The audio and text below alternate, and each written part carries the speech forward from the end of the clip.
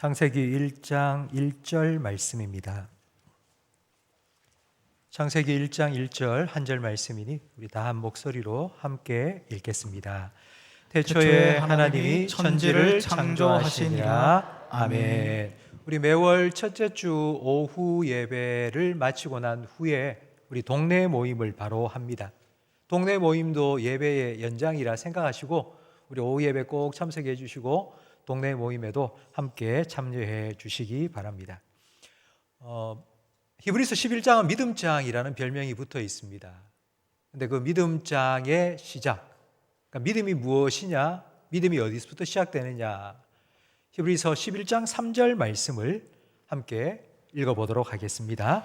믿음으로 모든 세계가 하나님의 말씀으로 지어진 줄을 우리가 아나니 보이는 것은 나타난 것으로 말미암아 된 것이 아니니라. 아멘. 믿음의 시작은 창조입니다. 히브리서 11장의 믿음의 시작은 창세기 1장 1절로부터 시작합니다. 이 믿음이라는 걸 우리는 신앙적인 것으로만 생각하는데 사실 우리 실생활 속에 믿음은 아주 깊숙이 연관되어 있습니다. 오늘 2부 예배 마친 후에 첫 새가족 교육을 했습니다. 오늘 4분의 새가족과 함께 교육을 했는데요. 그 첫 번째 시간은 성경이 어떤 책이냐라는 주제로 공부를 했습니다. 제가 이 질문을 했습니다. 성경도 책인데 이 성경책을 학교에서 공부하는 과목, 교과서 중에 하나를 선택한다면 과연 성경책은 어떤 과목의 교과서와 가장 비슷하다고 생각하십니까?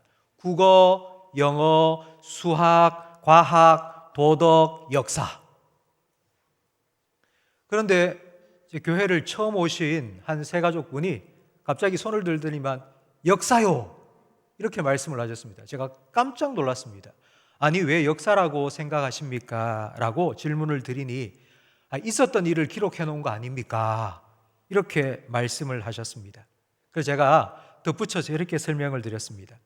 우리나라 고구려 백제 신라 삼국 통일을 한 장군이 신라의 김유신 장군입니다. 그거 다 아시죠? 네, 국사 시간에 국사책을 통해서 배웠다는 겁니다. 근데 김유신 장군을 보셨습니까? 삼국 통일하는 것도 보셨습니까? 못 봤답니다. 그런데 책을 읽고 그 책의 내용을 그대로 사실로 받아들이고 믿고 있습니다. 우리나라의 삼국시대 때에 저 이스라엘의 베들레헴이라는 땅에 예수님께서 태어나셨습니다. 성경에 기록된 대로 우리는 예수님을 믿고 하나님을 믿습니다 라고 말씀을 드렸습니다. 우리 성경의 제일 첫 번째 말씀은 바로 오늘 본문 태초에 하나님이 천지를 창조하시니라. 이 창세기 1장 1절은 하나님이 계신다, 그리고 하나님께서 세상을 창조하셨다라고 선언합니다. 이 창세기 1장 1절 말씀은 우리의 이해나 동의를 구하지 않습니다.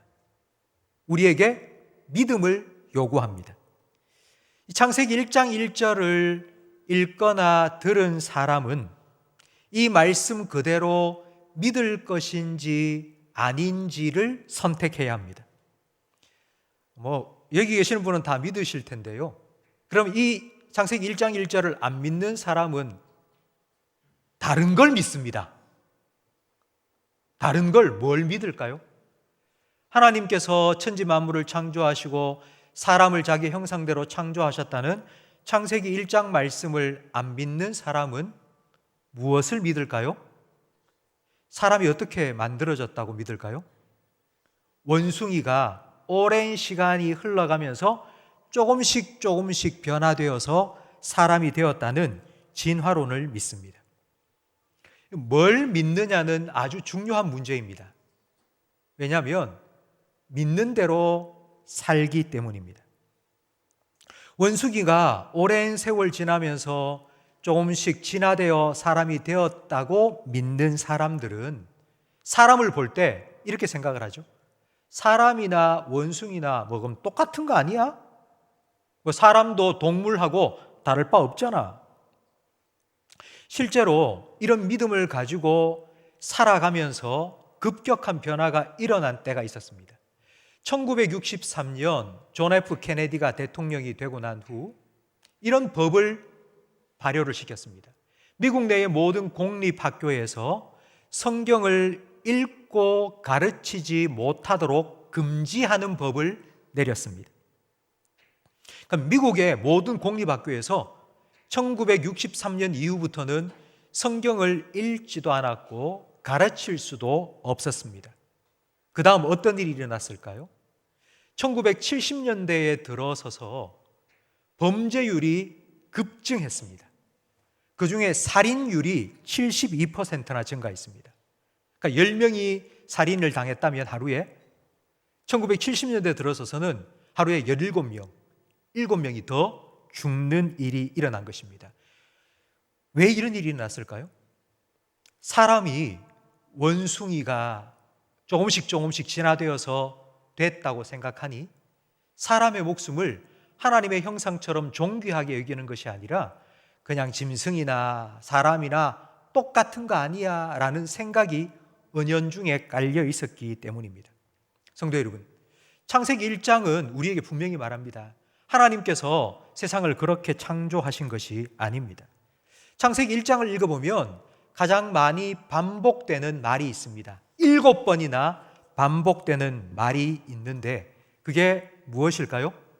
좋았더라입니다. 좋았더라. 하나님께서 하루 이틀 사흘 계속하여 창조를 하시면서 좋았더라, 좋았더라, 좋았더라 하셨습니다. 저는 한번 생각을 해보았습니다. 하나님께서는 왜 그토록 자신이 창조한 것들을 바라보시면서 좋았다, 좋았다, 좋았다 하셨을까요? 야, 내가 생각해도 내가 참 잘 만들었어. 그렇지? 그러면서 하나님 자기 혼자 만족해서 뭐 좋았더라 이런 걸까요? 그렇지 않습니다. 하나님께서는 사람을 생각하시면서 그 모든 만물을 창조하셨습니다. 하나님께서 만드신 그 세상 속에 살아갈 아담과 하와를 생각하시면서 그리고 저와 여러분이 하나님이 창조하신 이 땅 가운데 살아갈 것을 생각하시면서 참 좋다, 참 좋다 하신 것입니다. 좀 더 쉽게 예를 들면 결혼을 해서 이제 곧 아이를 낳게 되었는데 태어날 아기를 위해서 옷을 사고 신발을 사고 아기 침대를 마련하고 그리고 장난감을 준비하면서 아빠 엄마가 어떤 마음이겠습니까? 아직 태어나진 않았지만 침대도 사고 신발도 사고 옷도 사고 장난감도 사면서 너무 기쁠 겁니다. 우리 아기가 태어나서 이걸 입을 거야, 이걸 신을 거야, 이걸 가지고 놀 거야 생각하면서 하나하나 준비하면서 너무너무 기뻐하는 엄마 아빠처럼, 그리고 그렇게 기다리던 아기가 태어날 때 너무너무 기뻐하는 엄마 아빠처럼 하나님께서는 세상을 창조하시고 그리고 아담과 하와를 창조하시고는 심히 좋아하셨습니다. 이것이 창세기 1장이 우리에게 보여주는 하나님입니다. 그냥 천지 만물을 말씀으로 창조하신 하나님의 능력을 우리는 창세기 1장을 통해서 보는 것으로 그치는 것이 아니라 그 하나님께서 나를 사랑하셔서 내가 살아갈 세상을 이렇게 아름답고 멋지게 준비해 놓으셨구나. 그런 하나님의 사랑을 우리는 창세기 1장을 통하여 볼 수 있어야 합니다. 이런 하나님, 천지 만물을 창조하셨는데 그 천지 만물을 나를 위해서 창조하셨다는 바로 그 하나님을 만난 사람이 바로 다윗입니다. 다윗은 하나님을 이렇게 노래했는데요. 시편 8편 3절 말씀을 화면을 보며 읽겠습니다. 주의 손가락으로 만드신 주의 하늘과 주께서 베풀어 주신 달과 별들을 내가 보니 사람이 무엇이기에 주께서 그를 생각하시며 인자가 무엇이기에 주께서 그를 돌보시나이까. 천지 만물을 보니 너무너무 멋진 거예요. 와, 누가 이걸 만드셨지? 아, 하나님이 만드셨구나. 그리고 하나님을 바라보았는데, 근데 그 하나님께서 누구를 바라보고 있는 거 아니? 나를 바라보고 있는 거예요. 그래서 다윗이 이렇게 하나님께 질문을 했습니다. 하나님 언제부터 나를 보고 계셨어요? 처음부터 계속. 왜요? 왜 나를 바라보고 계세요? 내가 너를 지켜주려고, 내가 너를 돌봐주려고. 아니 도대체 내가 뭐라고요? 하나님 왜 저 같은 사람을 그렇게 생각하시면서 저를 봐주세요? 전 아무리 생각해도 내가 그 하나님께 관심을 받을 만한 사람이 아닌데요. 나한테는 그럴 만한 이유가 한 개도 없는데요. 왜 하나님께서 관심을 가지고 지켜보시고 돌보아 주시는 걸까요? 그 이유는 딱 한 가지입니다. 내가 뭔가를 잘해서 내가 하나님을 기쁘시게 하는 일을 했기 때문이 아니라 하나님께서 사랑이시기 때문입니다. 하나님은 사랑이십니다. 그래서 하나님께서 하시는 모든 일들이 다 사랑입니다. 하나님은 전능하십니다. 왜 하나님이 전능하셔야 합니까? 사랑하는 우리를 위험으로부터 지켜주시기 위해서입니다. 하나님은 무소부재하십니다. 안 계시는 곳이 없습니다. 왜일까요? 사랑하는 우리와 언제 어디서나 함께해 주시기 위해서입니다. 하나님은 공의로우십니다. 왜일까요? 사랑하는 우리가 하나님이 정해놓으신 바른 길로 가기를 원하시기 때문입니다. 하나님은 신실하십니다. 왜요? 우리를 사랑하시는 그 사랑이 변함 없기를 원하시기 때문입니다. 하나님은 사랑이십니다. 그 하나님의 사랑의 절정, 여러분을 향한 그 하나님의 사랑의 절정이 바로 십자가입니다. 하나님께서는 죄악 가득한 세상 속에 살아가는 저와 여러분에게 에덴의 기쁨을 다시 회복시켜 주시기 위해서 예수님을 십자가에 내어주시고 우리를 구원하여 주시고 하나님 자녀 삼아 주셨습니다. 예수님께서는 하나님의 자녀가 된 우리를 향하여서 이렇게 말씀하셨습니다. 야, 나가서 들에 핀 꽃을 좀 봐. 길쌈수고하지 않아도 하나님께서는 솔로몬의 옷보다도 더 영화롭게 저 꽃을 아름답게 입혀주셨다. 오늘 피었다가 내일 지는 들풀도 입히시는데 하물며 너일까 보냐. 그리고 밖에 나가서 공중을 좀 봐. 그리고 하늘을 나는 새를 좀 봐. 새가 창고를 만들지도 않고 그 창고에 먹을 걸 쌓아두지 않아도 하나님께서는 사시사철 그 새를 먹여주신다. 하물며 너일까 보냐.